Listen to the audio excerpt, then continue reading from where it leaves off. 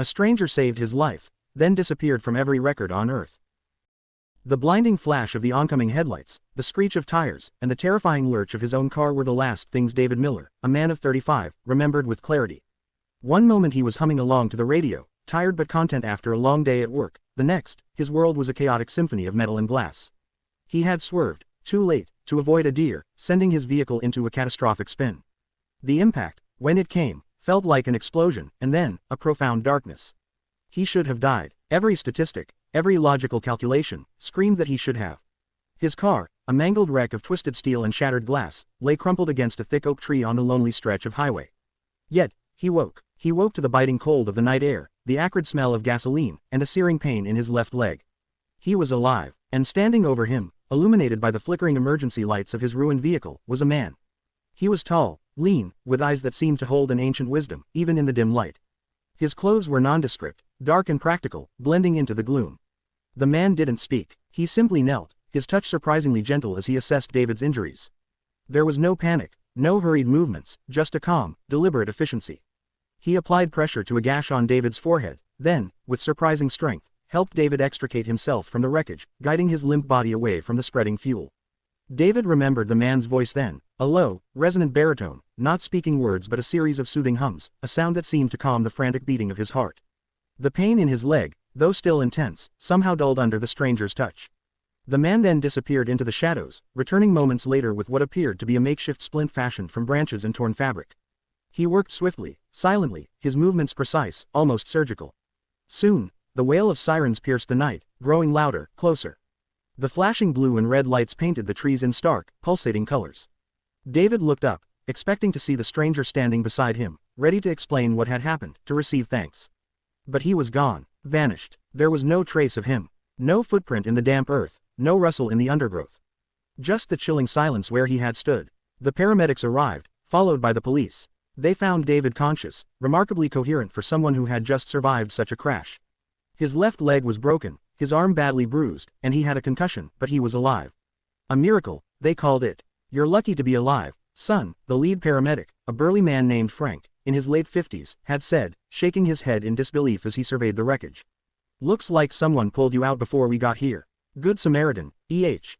David tried to explain. He described the tall, calm man, his gentle touch, the makeshift splint. The police officers, Officer Davies, a skeptical man in his 40s, and Officer Chen, a quiet woman in her 30s, listened patiently, their faces impassive. They searched the immediate area, shining powerful flashlights into the woods, but found nothing. No evidence of another person, no discarded materials from the splint. The branches and fabric he had used were gone, too. It was as if the stranger had dissolved into the night. Over the next few weeks, as David recovered in the hospital, then at home, the image of the stranger haunted him. He owed this man his life. He needed to find him, to thank him, to understand. He recounted the story to his wife, Maria, a loving woman of 36, who listened with a mix of awe and concern. She believed him, of course, but the lack of evidence left a lingering doubt. Once he was well enough, David embarked on his search. He started with the local police. Officer Davies, while polite, was firm. Mr. Miller, we found no evidence of another individual at the scene. No witnesses, no tracks. It's possible, given the head injury, that your memory might be influenced. He suggested post-traumatic stress.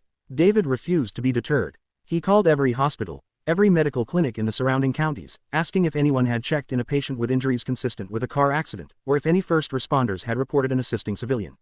Nothing. He expanded his search, contacting local community groups, asking if anyone had heard of a quiet, unassuming man who performed acts of anonymous heroism.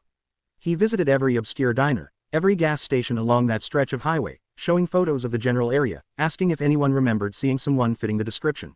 Each inquiry met with blank stares, polite shrugs, or bewildered looks. It was as if the man had never existed. He even hired a private investigator, Mr. Reynolds, a grizzled ex-cop in his 60s, who specialized in missing persons. Reynolds, initially intrigued by the unusual nature of the case, spent weeks following every conceivable lead. He ran background checks on anyone remotely fitting the description, scoured public records, even consulted with local amateur sleuths. After 2 months, he called David, his voice filled with an almost bewildered resignation. Mr. Miller, I've never encountered anything like this. You're Good Samaritan. There's not a single record of him anywhere. No birth certificate, no social security number, no driver's license. No digital footprint, no tax records. He's a ghost, a complete statistical anomaly. The words echoed in David's mind, a statistical anomaly. He was a man of logic, of facts and figures. This defied everything he knew about the world. How could someone simply not exist in any official capacity, yet be so profoundly real in his memory? The search became an obsession. He neglected his work, his family. Maria grew concerned, her initial support slowly giving way to worry. David, she would plead gently, you need to let this go. You're alive, that's what matters. But David couldn't let it go. The memory of the man's calm presence, his knowing eyes, the impossible splint, gnawed at him. He felt a profound sense of incompleteness, a debt unpaid, a truth unrevealed. He started visiting the crash site, drawn to the twisted metal of his old car, now long since towed away, leaving only a dark stain on the asphalt and a scar on the oak tree. He would stand there, for hours, just staring into the woods, hoping for a flicker of movement, a whisper in the wind. One particularly melancholic afternoon, as rain lashed down on the highway, David stood at the crash site, feeling a deep despair. He was no closer to finding the man. The world seemed to conspire against him, erasing every trace. He felt a chilling sense of isolation, as if he was the only one who remembered the impossible. Then, a glint in the wet earth caught his eye. Something metallic, half buried in the mud near where he had been pulled from the car. He knelt, digging with his bare hands. It was a small, tarnished silver pendant, intricately carved with a symbol he didn't recognize, a swirling spiral, like a galaxy in miniature. It felt warm, despite the cold rain. He knew, with an immediate, gut-wrenching certainty, that it belonged to the stranger. It was the only physical proof that the man had been real, a tangible anchor in a sea of doubt. He took the pendant home, cleaned it carefully, and began researching the symbol. He scoured ancient texts, mythological encyclopedias, occult lore, and modern scientific theories. The spiral appeared in various cultures, often symbolizing creation, growth, infinity, or universal energy. But this specific rendition, with its subtle variations, remained elusive. His search for the symbol led him down esoteric paths, into realms of knowledge he had previously dismissed as mere fantasy. Quantum physics, parallel dimensions, concepts of time as nonlinear. He found himself reading about individuals throughout history who seemed to appear and disappear without explanation, leaving behind legends of impossible deeds. He started to wonder if his rescuer wasn't just an ordinary man, but something more. Something from outside the known boundaries of human existence. He confided his growing theories to no one, not even Maria. He knew how it sounded. He was already struggling with the psychological aftermath of the crash. Adding tales of interdimensional saviors would surely push him beyond the realm of concern and into outright delusion. The pendant became his silent companion. He wore it around his neck, hidden beneath his shirt, a constant reminder of the impossible. Its warmth seemed to radiate, a subtle comfort in his ongoing bewilderment. He no longer felt isolated, but strangely connected, as if the pendant itself was a faint signal from another realm. He started experiencing strange dreams. Not nightmares of the crash, but vivid, almost prophetic visions. He would see snippets of future events, small, mundane details, a street vendor spilling coffee, a particular news headline, a specific turn of phrase from a passing stranger. And then, hours or days later, these moments would happen, exactly as he had dreamt them. The frequency of these premonitions increased, making him question his own sanity, yet undeniable.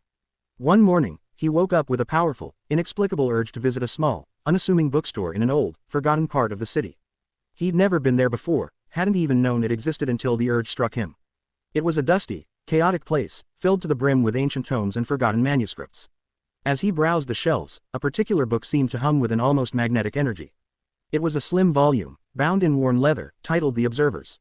He opened it, and his eyes landed on an illustration. It was the swirling spiral symbol, identical to the one on his pendant. Below it, a single line of text. They walk among us, unseen, unheard, their purpose to balance the scales. The rest of the book was a series of philosophical musings and vague historical anecdotes about individuals who appeared at crucial moments in history, diverting disasters, offering guidance, then vanishing without a trace. They were described as custodians of equilibrium, beings who ensured the subtle flow of cause and effect remained undisturbed. David's hands trembled as he held the book. The pieces of the puzzle began to click into place, forming a terrifying, yet strangely comforting, picture. His rescuer wasn't just a stranger, he was one of them. An observer, and his purpose was to save David, to ensure the scales remained balanced, perhaps because David had a future role to play, a future he might not have reached without intervention. The realization brought a strange calm. He might never find the man. He might never understand the full extent of his existence or purpose. But he no longer felt the desperate need to. The man had fulfilled his role, and David was alive, his life now infused with an inexplicable sense of destiny. He left the bookstore, the book and the pendant his new anchors to a reality far grander than he had ever imagined. He returned to his life, to Maria, to Leo and Clara, but he was changed. He was more observant, more patient, more attuned to the subtle currents of the world. He still carried the invisible debt, but it was now a debt of gratitude, a profound appreciation for the mysterious forces that had intervened in his life. He often found himself looking at crowds, wondering, searching, not for a specific face, but for that same quiet wisdom he had seen in the stranger's eyes. He knew he would never see him again, not in the way he once hoped. But he also knew, with a certainty that resonated deep within his soul, that the observer was still out there, balancing scales, unseen, unheard, a silent guardian in the vast, bewildering tapestry of existence. And David, the man who was saved, became an unwitting witness to the impossible, forever touched by the mystery of the man who disappeared from every record on earth.